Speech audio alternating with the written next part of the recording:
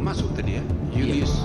Majelis Kehormatan Mahkamah Konstitusi menjatuhkan sanksi pada Ketua MK Anwar Usman, yakni memberhentikan Anwar Usman sebagai Ketua MK, namun masih menjabat sebagai Hakim MK. Anwar Usman terbukti melakukan pelanggaran berat etik dan melanggar Sabta Karsa Kehakiman. Dan peraturan Mahkamah Konstitusi nomor 1 tahun 2023 tentang Majelis Kehormatan Mahkamah Konstitusi menyatakan hakim terlapor terbukti melakukan pelanggaran berat terhadap kode etik dan perilaku hakim konstitusi sebagaimana tertuang dalam Sabta Karsa Utama, prinsip ketidakberpihakan, prinsip integritas, prinsip kecakapan dan kesetaraan, prinsip independensi, dan prinsip kepantasan dan kesopanan.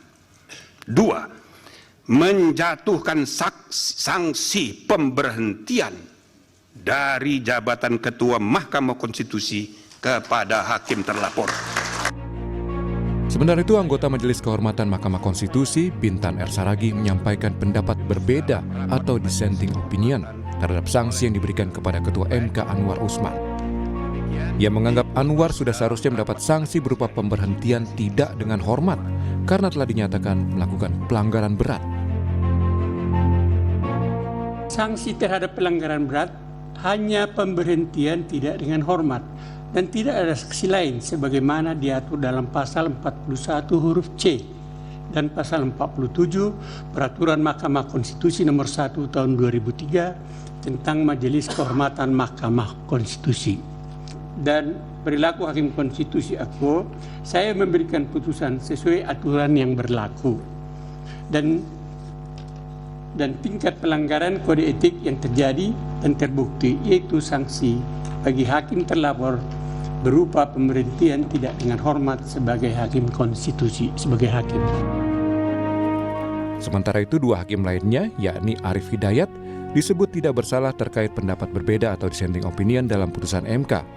Namun Arif terbukti bersalah melanggar kode etik dan perilaku atas pernyataannya di ruang publik yang merendahkan martabat Mahkamah Konstitusi. Sedangkan Hakim Saldi Isra tak melanggar kode etik terkait pendapat berbeda atau dissenting opinion dalam putusan MK.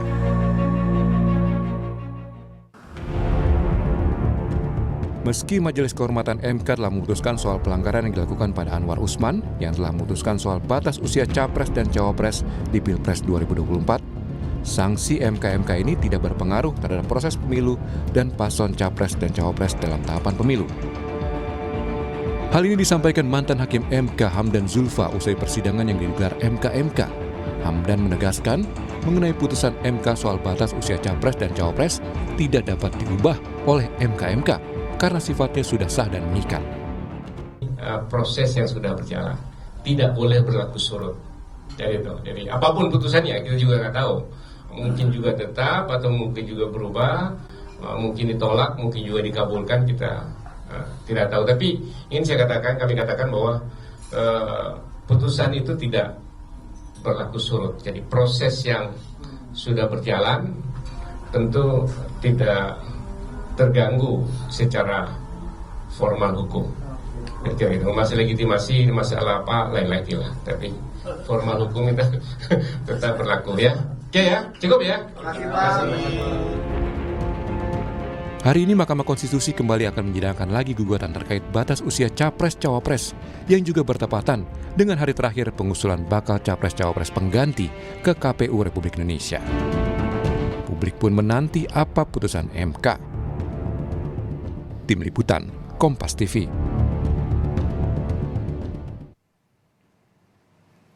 Saudara, Majelis Kehormatan Mahkamah Konstitusi menjatuhkan sanksi pada Ketua MK dan sejumlah hakim atas putusan MK mengenai batas usia Capres-Cawapres. Tidak main-main, sanksi pemberhentian kepada Anwar Usman sebagai Ketua MK sudah diketuk. Lalu yang jadi pertanyaan saat ini, bagaimana nasib perkara gugatan pasca putusan MK mengenai batas usia Capres-Cawapres? Nah, apalagi hari ini merupakan batas akhir penetapan pengusungan bakal Capres-Cawapres pengganti yang harus diserahkan ke KPU. Nah, akankah MK mengabulkan gugatan pembatalan batas usia Capres-Cawapres? Seberapa besar juga peluangnya karena waktu tinggal sedikit? Dan bagaimana dampaknya dalam tahapan pemilu ke depan? Kami hadirkan perbincangannya pagi hari ini dengan sejumlah narasumber. Ada ahli hukum tata negara Universitas Brawijaya, Aan Eko Widiarto, lalu koordinator Komite Pemilih Indonesia Tepi Jairi Sumampau, dan mantan atau hakim konstitusi periode 2003-2008 di MK, Marwarar Siahaan. Selamat pagi Bapak-bapak. Selamat pagi. Selamat pagi. Ya, saya ke Bung Aan dulu. Bung Aan, ini putusan MK sudah kita simak bersama. Ini dinilai sebagai keputusan yang paling moderat begitu, yang paling bijak bisa diambil oleh Majelis Kehormatan. Nah, sejauh ini bagaimana Anda melihat putusan? Sudah memang bisa dan layak diterima publik?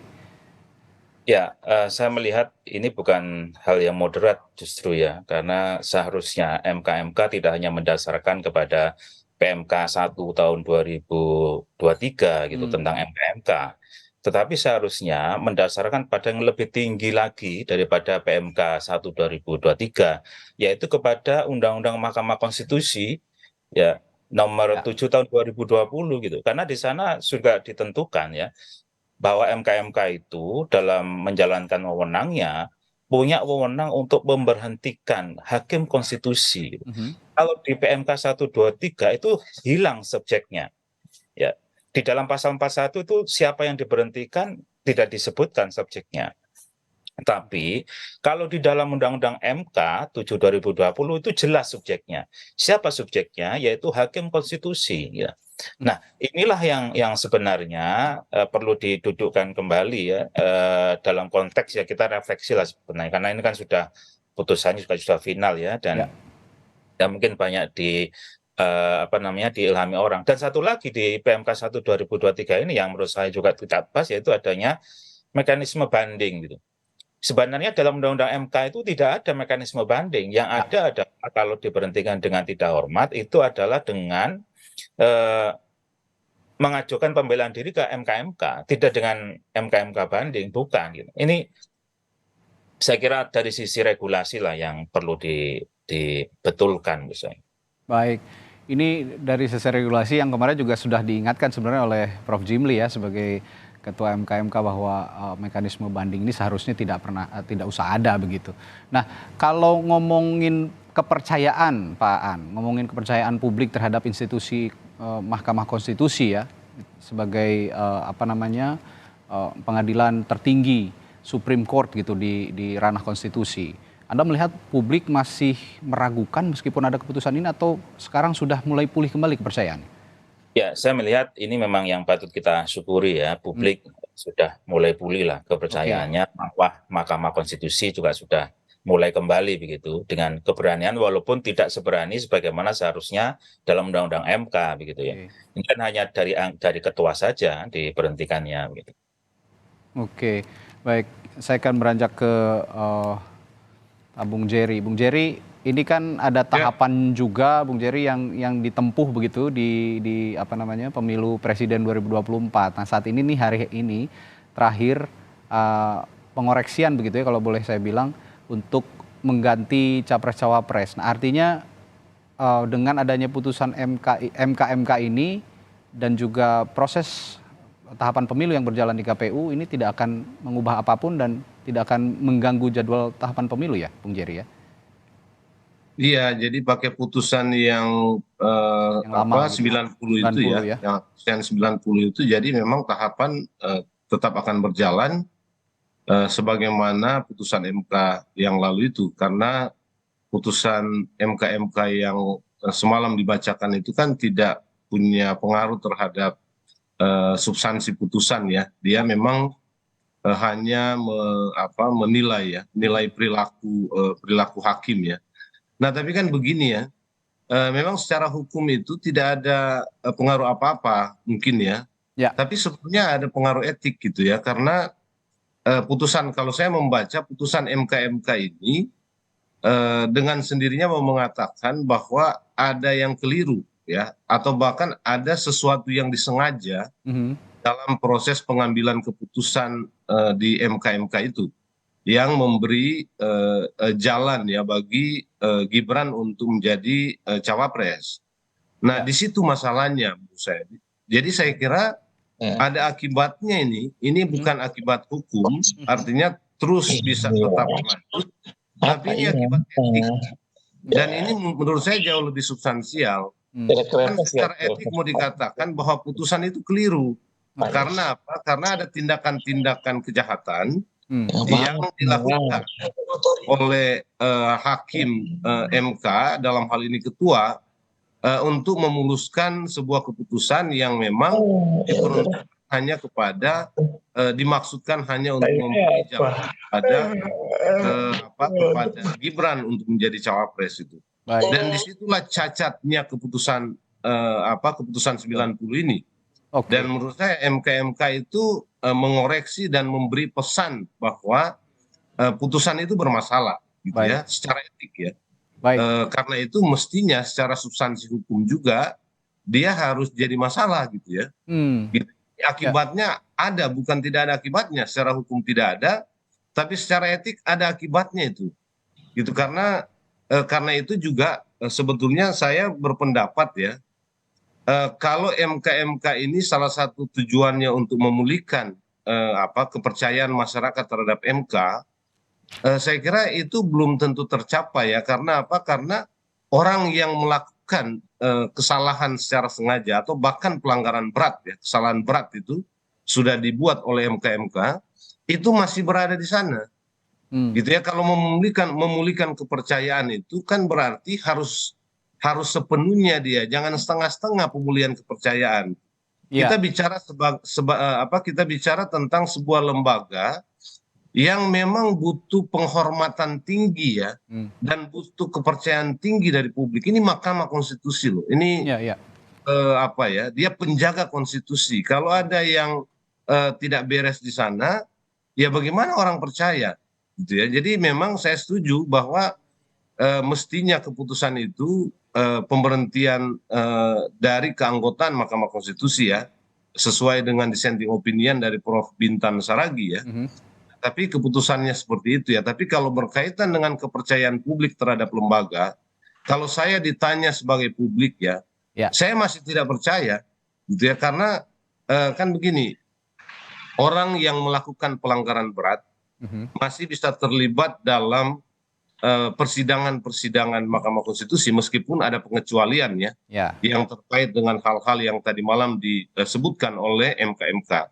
Nah tapi kan soal kita itu bukan cuma soal putusan yang berkaitan dengan dinasti itu ya, atau yang berkaitan dengan hubungan kekeluargaan, tapi ada banyak putusan lain ya, dan kemungkinan untuk terjadi hal-hal sebagaimana yang terjadi waktu itu masih bisa terjadi.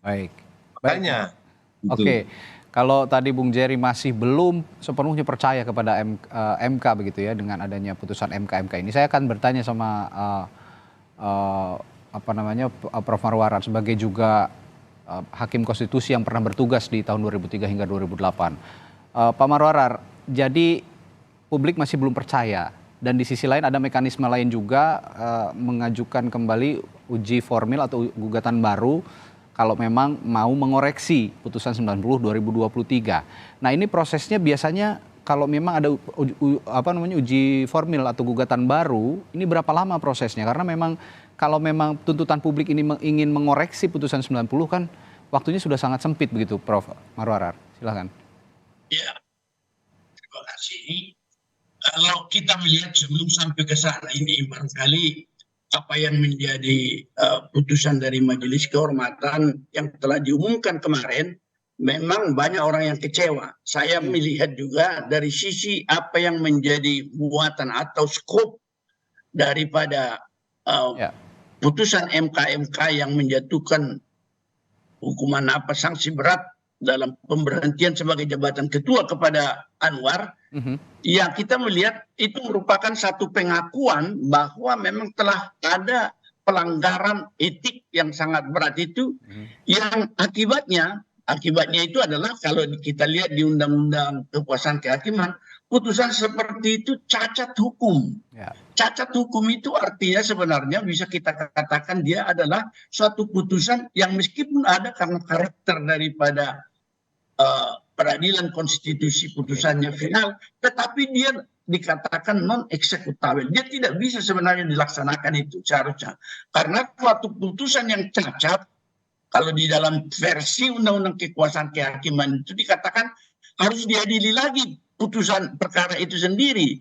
Tetapi ini karena karakter MK itu yang memiliki karakter spesialis atau tunduk kepada lex spesialis, maka secara umum tetap kita katakan putusan 90 itu sebenarnya adalah satu putusan yang cacat demi hukum, dan sebagai demikian secara universal itu tidak bisa dilaksanakan. Istilah teknisnya itu biasa kita katakan non eksekutabil. Oleh karena itu problem yang tersisa ini apa akan diperbaiki dengan permohonan baru. Saya kira ini wewenang MK adalah menguji undang-undang. Jadi kalau permohonan baru ini mau memperbaiki putusan itu, ya kita tidak bisa mengatakan itu satu undang-undang meskipun dia adalah dalam arti material juga undang-undang. Tetapi kalau misalnya PKPU atau peraturan KPU yang sudah mengadopsi putusan itu masih tetap terbuka untuk dibawa dalam ranah pengujian, tetapi kepada Mahkamah Agung karena dia adalah di bawah undang-undang. Mungkin dia bisa diuji kepada undang-undang yang ada. Problemnya sekarang adalah ketika misalnya putusan yang diambil MK itu ruang lingkupnya hanya ketua, tetapi apa yang dikatakan pengaruh ketua itu tidak mungkin terjadi putusan 90 kalau hanya sendirian. Oleh karena itu pengaruhnya terhadap 4 hakim yang lain seharusnya secara ex officio MK harus melakukan audit terhadap putusan nomor 90 itu terhadap yang menjadi wewenang MK juga. Sumpah jabatan, pelanggaran hukum acara, dan kepatuhan kepada konstitusi. Jadi ini yang tidak dilakukan kemarin sehingga putusan yang berat hanya kepada ketua meskipun problematiknya. Kenapa dia diberhentikan hanya sebagai ketua? Mungkin ada problematiknya. Kalau ini menyangkut juga presiden yang akan mengeluarkan surat keputusan pemberhentian itu, dan pengantar daripada ketua MK yang dilihat akan membuat ini semua lambat. Saya kira lepas dari setuju atau tidak setuju, saya melihat bahwa apa yang dipertimbangkan ini masuk akal begitu. Demikian saya sementara. Baik, ini sifatnya ex officio sehingga putusan 90/2023 menurut Prof. Marwara tadi harus diaudit secara keseluruhan begitu ya. Tapi kemarin Prof. Jimli juga mengatakan dirinya sebagai jajaran pimpinan atau majelis kehormatan MK hanya punya kewenangan menyidang sebatas etika, tapi untuk mengoreksi ataupun memerintahkan untuk mengoreksi putusan ini di luar kewenangan MK. Nah ini akan saya tanyakan, kalau memang misalnya ada gugatan baru masuk begitu ya, dan MK bersidang, MK bersidang, apakah berani MK ini sekarang yang jadi tuntutan publik juga mengabulkan tuntutan publik untuk mengoreksi putusan 90 itu, dan jika putusan 90 2023 itu dikoreksi setelah tahapan penggantian capres-cawapres ini berakhir, jika kemudian di depan sudah berjalan tahapan pemilu dan putusan itu muncul, apakah itu bisa memengaruhi juga di tengah jalan begitu proses pencalonan capres-cawapres? Saya akan tanyakan kepada sejumlah narasumber saya nanti setelah jeda di Sapa Indonesia Pagi. Tetaplah bersama kami. Masih bersama sejumlah narasumber saya, ada Hakim Konstitusi periode 2003-2008 Pak Marwara Siahaan, lalu ada juga ahli hukum tata negara Pak Aan Eko Widiarto, serta Koordinator Komite Pemilih atau TEPI Indonesia, Jerry Sumampau. Saya akan bertanya kembali ke Pak Aan. Pak Aan, tadi saya sebelum jeda sempat menyinggung soal gugatan baru atau uji formil yang baru yang masuk dan mungkin akan disidangkan juga oleh MK hari ini begitu. Nah ini biasanya prosesnya berapa lama secara formil gitu, dan apakah nanti jika memang putusannya itu, saya kalau melihat tidak mungkin juga ya diputuskan di hari ini juga gitu kan, pasti ada proses-proses yang harus ditempuh. Nah jika nanti ditempuh seiring waktu berjalan, proses pemilu juga sudah berjalan, pilpres sudah berjalan, di tengah jalan putus misalnya oleh MK bahwa mengoreksi putusan 90 dan akhirnya soal syarat batas usia capres-cawapres itu kembali dipulihkan di nomenklaturnya atau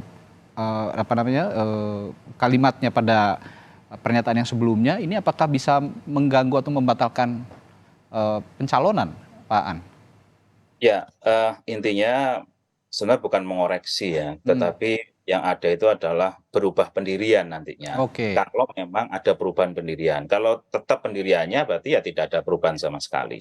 Nah, pertanyaan berikutnya adalah apakah dari sisi waktu itu akan masih bisa ya secepat itu. Dalam sejarah kita sudah pernah mengalami bahwa MK itu memutus hanya dalam waktu 1 hari gitu, karena memang sangat urgensi. Waktu itu adalah soal KTP yang digunakan dalam pemilu. Gitu. Itu cukup sehari, dan persoalan harus ada keterangan pemerintah, harus keterangan DPR dan sebagainya itu fakultatif ya di dalam hukum acara MK. Sehingga ketika hakim yakin bahwasanya putusannya adalah seperti ini misal begitu, ya diputus hari ini pun nggak ada masalah. Nggak ada masalah ya? Nggak ada masalah. Oke, jadi itu menarik itu. Oke, nah ini menarik betul, Bung Jerry. Kalau memang hari ini juga bersidang, tapi pertanyaannya berani apa enggak? Kira-kira begitu. Berani apa enggak nih? Kira-kira Pak Aan melihatnya para hakim MK yang ada sekarang, hakim konstitusi yang sekarang ada, berani apa tidak memutus hari ini mesti juga? Prof. Marwarar yang tahu. Atau mungkin ya Prof. Marwarar yang sebagai hakim konstitusi, pernah menjabat sebagai hakim konstitusi di institusi MK begitu. Anda melihat para hakim konstitusi yang ada sekarang berani apa tidak memutus dalam waktu singkat? Ya kalau soal memutus waktu singkat sih boleh-boleh saja kan. Tapi kalau dia misalnya sepertinya kita ada anekdot dulu itu jurisprudensi siang malam, siang beda malam beda. Itu pasti mereka ada dalam suatu pergulatan pikiran yang berat lah. Hanya saja yang menjadi persoalan tadi, apakah yang diajukan perkara nomor 90 itu juga, atau ada perkara baru menguji perkara 90. Sehingga dari sisi kompetensi itu sama sekali hampir tidak mungkin lah. Kalau diuji pun ada permohonan baru, tetapi tentang pasal itu juga dengan maksud untuk memperbaiki, maka saya merasa itu hampir sesuatu yang akan tidak bisa berpengaruh lagi karena dia akan memiliki dampak ke depan atau akibat hukum ke depan. Tetapi persoalan apakah memang masih tidak bisa digugat ini keabsahan daripada Gibran. Seperti saya katakan tadi, putusan 90 itu yang sudah dideklarasikan MK melalui satu pelanggaran etik berat, yaitu konflik kepentingan itu cacat dengan sendirinya. Tetapi putusan yang cacat, apakah akan dieksekusi? Kalau di pengadilan tidak ada satu putusan yang cacat boleh dieksekusi kan? Tetapi PKPU sudah terjadi, yaitu dimodifikasi atau diubah sesuai dengan putusan itu. Oleh karena itu yang menjadi soal sekarang, satu, akan tetap terbuka kemungkinan untuk menilai peraturan KPU yang mengadopsi putusan MK. Tetapi dampaknya itu menjadi pertimbangan. Apakah ini tinggal masalah legitimasi kah yang harus kita bedakan sekarang dengan masalah legalitasnya karena sudah selesai, tetapi tetap di dalam satu proses sengketa dalam proses pemilu, lepas daripada bagaimana melihatnya ini, orang atau rakyat masih bisa juga membawa itu sebagai satu sengketa proses terhadap Bawaslu. Kenapa? KPU langsung melaksanakan. Dan itu bisa dicoba, Bro. Sangat masih terbuka kemungkinan, tetapi ya kepastian hukum tentu menuntut kita melihat apakah legitimasi rakyat, legitimasi Gibran tergantung kepada rakyat atau masih kita gantungkan kepada putusan hakim. Ini menjadi pilihan yang harus kita tentukanlah sekarang. Baik. Ya, saya ada konstruksi agak berbeda. Baik, silakan Bung Aan. Ya, konstruksinya begini. Bukan mereview lagi perkara 90. Karena ini adalah suatu norma, maka dilakukan pengujian terhadap gugatan pada 169 huruf G itu di perkara 141 yang sudah masuk itu. Dan ini tidak terkait dengan keabsahan 90 kalau saya, mohon maaf Pak. 169 itu apa ya Mas Aan? Pasal 169 huruf G ya. Itu usia itu. Usia. Nah, konstruksinya begini. Hakim sekarang menguji pasal 169 huruf G itu di perkara yang baru 141. Sehingga final and binding-nya putusan 90 itu tidak lagi menjadi persoalan sehingga tidak melanggar pasal 24C ayat 1 Undang-Undang Dasar. Jadi final banding. Apalagi kemarin juga disampaikan azas yang digunakan adalah azas res judicata veritate habetur. Jadi putusan itu harus dianggap benar. Ya, kita hormati itu biar nanti ke depan itu tidak terjadi bahwa putusan itu, putusan MK khususnya yang berbeda dengan di pasal 17 ayat 6 dan 7 Undang-Undang Kehakiman ya. Itu kan masih bisa direview lagi kalau itu. Karena memang di lingkungan MA ada tingkatan-tingkatan peradilan. Kalau di MK kan tidak ada. Betul. Sehingga kalau saya sih konstruksinya lebih baik. Kalau ini mau berbeda pendirian, ya putusan terhadap perkara 141 yang baru masuk itu segera diputus hari ini gitu. Perkara ke depan berlaku kan masih ada waktu, sekarang tanggal 8 gitu. Saya kira itu kalau lebih cocok. Kira-kira kalau kalau itu diputus apa, kalau dikabulkan atau dikabulkan, kira-kira bagaimana kekuatan hukumnya terhadap semua proses yang sudah terjadi? Karena sudah berjalan begitu ya. Sebetulnya itu masalahnya, karena proses ini kan tahapan kan berjalan. Betul. Sebetulnya yang bisa menginstruksi proses itu kalau gugatan itu dilakukan di Bawaslu. Bawaslu, ya seperti yang Pak Marwarar bilang tadi. Pak Marwarar bilang, tapi kan itu memang harus ada pihak yang menggugat SK penetapan Gibran ya. Dan putusan MK ini sebetulnya bisa jadi bahan juga Bawaslu untuk menilai seberapa bisa ya putusan 90 itu dijadikan acuan berkaitan dengan persyaratan ya. Jadi kalau putusan Bawaslu ini kan menjadi semacam bukan semacam, ini namanya sengketa proses ya. Iya, sengketa proses. Dia bisa menginstruksi tahapan. Jadi tahapan yang sedang berlangsung itu bisa diinstruksi dengan putusan Bawaslu. Cuma kalau lihat sekarang ini mungkin repot karena gugatan itu harus dimasukkan untuk SK ya, SK pengangkatan dari Gibran itu yang nanti akan dikeluarkan oleh SK penetapan ya. Bung, jadi seberapa kuat putusan Bawaslu ini nantinya, tapi dibandingkan jika kita berbicara soal putusan MK begitu? Lah kalau putusan kan gini, ada putusan MK 90, tapi ada putusan MK yang semalam dibacakan. Yang menurut saya dan Prof Marwara juga mengatakan ini sebenarnya secara etik cacat ini. Memang hukum formalnya tidak berubah. Ya, masih ada putusan 90 yang dijadikan acuan oleh KPU ya, tapi kalau gugatan itu disampaikan kepada Bawaslu, putusan Bawaslu itu akan mengikat tahapan juga. Dan mestinya Bawaslu itu bisa mengambil keputusan tidak semata-mata berdasarkan putusan 90, tapi bisa juga menjadi pertimbangan putusan MK ini yang secara substansial mengatakan ada kesalahan fundamental karena ini pelanggaran etik berat. Tapi kan memang secara kewenangan MK tidak bisa mengoreksi putusan. Betul, itu yang saya bilang tadi. Tapi Bawaslu ini kan bekerja untuk pemilu sehingga kerangka pikirnya tidak mesti kerangka pikir hukum. Dia bisa sedikit lebih jauh ya. Dan kalau putusan Bawaslu terkait dengan sengketa proses itu bisa mengoreksi putusan KPU ya, keputusan KPU. Itu memang lebih kuat dan bisa lebih terjamin ya. Hanya memang persoalan kita adalah apakah Bawaslu, pertama apakah gugatan itu ada? Karena ini harus berdasarkan gugatan sengketa proses. Berarti kejelian penggugat juga ya. Lalu yang kedua itu apakah Bawaslu berani juga ambil keputusan itu, sama dengan pertanyaan tadi Prof Marwarar kan dan Pak Aan, apakah Bawaslu berani? Ini semua soal keberanian karena ini melibatkan kekuatan-kekuatan politik besar kan gitu ya. Baik. Nah, pertanyaan saya berikutnya begini. Ini diskusi kita pagi hari ini sepertinya kok banyak juga yang menganggap mengorek-ngorek lagi ya putusan 90 ini, jadinya banyak yang menganggap asal bukan Gibran gitu. Tapi pemahaman ini yang ingin kita luruskan pagi hari ini.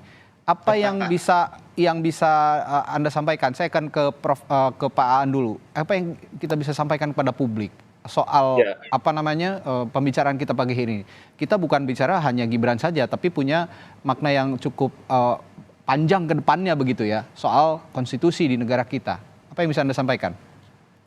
Ya, kebetulan dalam hal ini saya juga salah satu bagian dari pelapor gitu ya, yang gabung dalam 16 pengajar hukum tata negara gitu. Nah, yang menjadi posisi saya dan kami di pelapor itu kan, kita bukan sebagai partisan.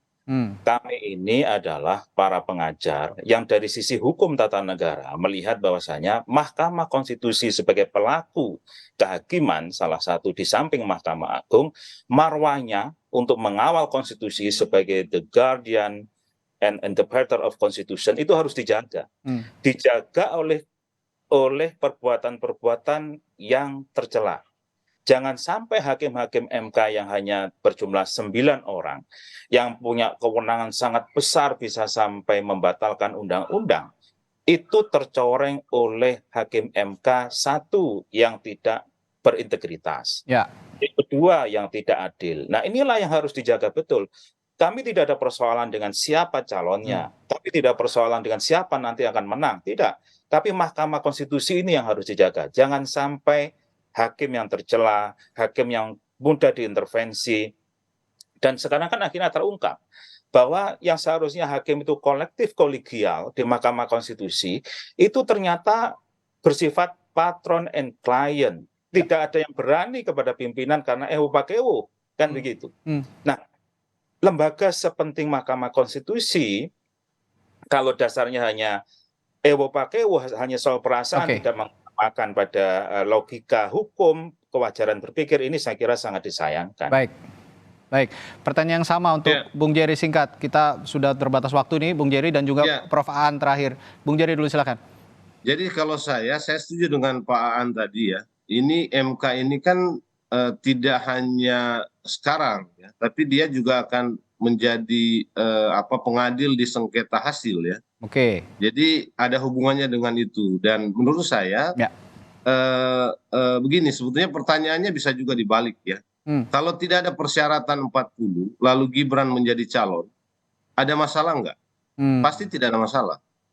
Kan gitu. Jadi jangan terlalu tendensius lah, seolah-olah percakapan ini karena mungkin kita ya atau banyak orang itu tidak suka dengan Gibran. Bukan soal itu.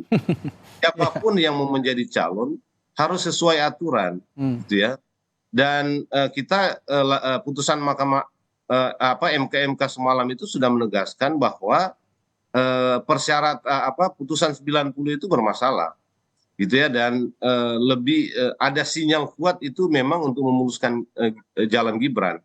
Nah, ini yang nggak kita suka, gitu ya. Masa sebuah putusan Mahkamah Konstitusi dibuat hanya untuk kepentingan satu orang. Ya, kan ini nggak boleh tuh. Hukum mengikuti kepentingan satu orang ya. Kita, kalau saya punya concern di situ, termasuk concern dengan kewibawaan Mahkamah Konstitusi yang akan juga menjadi pengadil di sengketa hasil pemilu nanti. Gitu. Ya, siapapun yang dicalonkan harus ikut aturan. Nah, ketika aturan itu sudah diobok-obok, itu yang tidak boleh. Kira-kira begitu ya, Prof. Marwarar ya? Ya.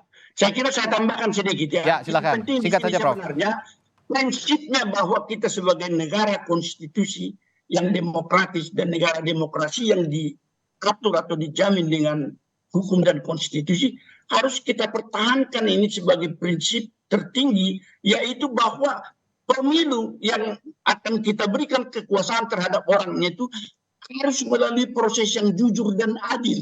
Ini sebenarnya kunci yang paling pokok, dan MK sebagai pengawal harus mendapat kepercayaan, sebab kalau tidak dipercaya dia, apapun yang diputuskan akan menimbulkan masalah besar, dan terutama sekali kalau sengketa pemilu hasil presiden itu akan membagi rakyat negara kita nanti dalam dua kubu paling tidak, yang bisa berhadapan secara berbahaya dalam posisi anarkis karena putusan hakim MK tidak dipercaya. Ini yang harus dijaga, sehingga kita memberikan kekuasaan misalnya kepada Gibran, legitimasinya ada menurut konstitusi dan keadilan yang kita pelihara. Saya kira ini masalahnya, saya kira. Baik, dan kita luruskan pagi hari ini juga, kita sepakat dalam perbincangan pagi hari ini bahwa perbincangan ini bukan tentang siapa mendukung siapa, kita simpatisan siapa atau tidak suka kepada siapa salah satu pasangan capres-cawapres tertentu, tapi semata-mata untuk ya mengawal marwah konstitusi, marwah Mahkamah Konstitusi sebagai guardian of constitution seperti yang